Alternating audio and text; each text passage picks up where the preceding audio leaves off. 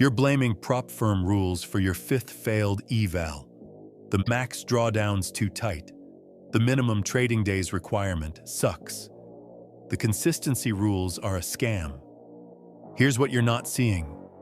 Those rules are protecting you from the exact behaviors that blow cash accounts. They're forcing functions for discipline. And if you can't operate inside them, you'd torch your own money just as fast, or faster. The rules aren't your enemy. Your behavior is. So how do you actually use these rules to your advantage? First, reverse engineer your position size from the drawdown limit. Work backwards from the maximum loss you can take. If max drawdown is $2,000 and you're risking $150 to $200 per trade, you've got room for 10 to 13 full losses before you're done. That's just one example of the math. Most traders do the opposite. They pick position size based on ego or account balance, not on how much room for error they actually have. Second, sim the rules before you pay. Trade a demo account with those exact drawdown limits, consistency rules, and minimum days. Get comfortable operating inside the structure. If you can't pass on sim, you won't pass an eval. Third, build your plan around the constraints. Some firms let you pass in one day. Others require a minimum number of days. Here's what matters. Don't rush to hit the profit target. That's the psychological trap we covered in the last video. Instead, build a trading plan that respects the drawdown limits, minimum days, and consistency. Then just execute your setups. The profit will come from following your process. The only real deadline is the 30-day reset cycle. Beyond that, there's no prize for passing faster. Take your time, manage your risk, and let consistency do the work. Fourth, track your behavior. Journal every trade. Did you follow your rules? Did you force a trade because you were bored? The journal exposes your weak points. That's it. Treat the rules as your edge, not your enemy. Here's a practical example. Let's say you're trading NQ futures on a 50K eval with a $2,000 max drawdown. NQ moves fast. One standard contract with a 10-point stop is a $200 loss. If you're wrong 10 times in a row, you're done. Instead, you trade micros. One micro with a 10-point stop only costs you $20 instead of $200. That gives you room for 100 full losses before you hit max drawdown instead of just 10. Most traders won't do this math. They see 50K buying power and immediately want to trade size. But the smart traders reverse engineer position sizing from the rules, not from ego. This is where funded traders separate from serial resetters. Funded traders treat the rules as the strategy. They operate inside the box. Serial resetters fight the rules. They blame the limits when they over-leverage and act like the rules are unfair instead of realizing their behavior is the problem.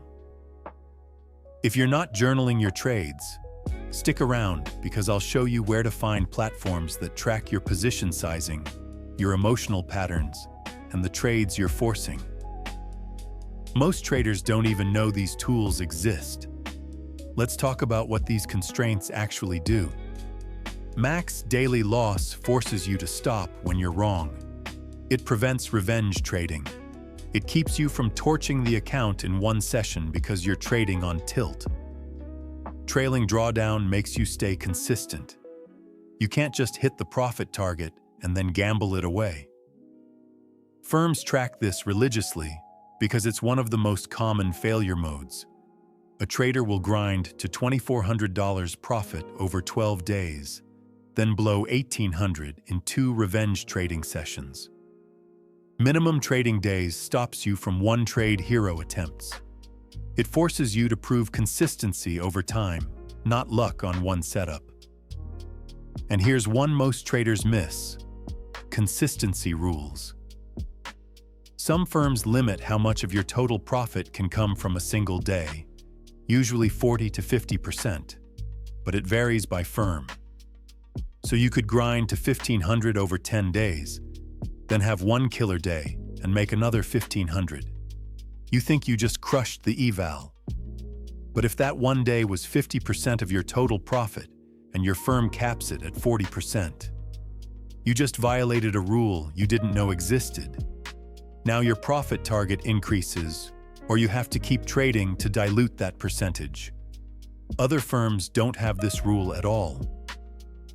Read your firm's specific parameters before you start, because finding out about consistency rules after you violate them is expensive.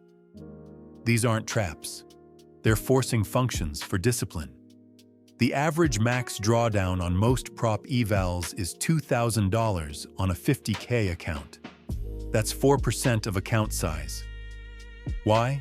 Because statistically, if a trader loses more than 4 to 5% quickly, they're either over-leveraged or emotionally compromised. The traders who pass evals are selective, trading 1 to 3 setups per day. Meanwhile, traders who fail are sizing based on emotion, taking 8+ trades per day, chasing and forcing action. The truth? If you can't pass an eval with those rules, you'd blow a real account even faster without them. The eval isn't just testing your strategy, it's testing whether you can execute under real constraints. And real trading has constraints too. Risk limits, margin requirements, emotional pressure. Prop firms are just making those constraints visible and strict. That's a feature, not a bug. Bottom line, prop firm rules feel restrictive because they filter out emotional trading.